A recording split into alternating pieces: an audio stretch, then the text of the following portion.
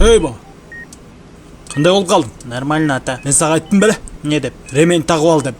Өзіңіз нормально айдабайсыз. Алдығын аттаңа сүйлебе, тілің жол алам, ұқтың бұл хапшеп. Тұр сиіп ішіп кел дағы кеттік алдығы жалаяңды жина үйге баралы.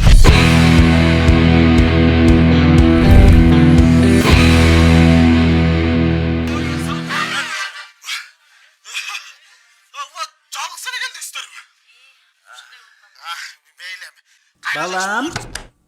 Оу, мам. Оу. Мам. Мам дейм. Мам, не oldu айтпайсыз ба? Мам. Мамай. Ай, балам. Оу дейм. Оу. Мам.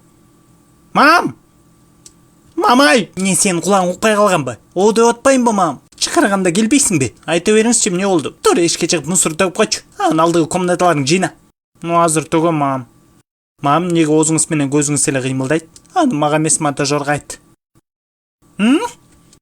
Денем чойлат екен еще. Мұсырды төгіп қой, комнатаңды жинап қой, барын жасап қой, тігіні қылып қой, бұны қылып қой, кешкелі ушын барын эле айта берет деген болса тілің жұлам дейді. Өлі, даже рекламасын заборға чаптат салған ғой бұлар.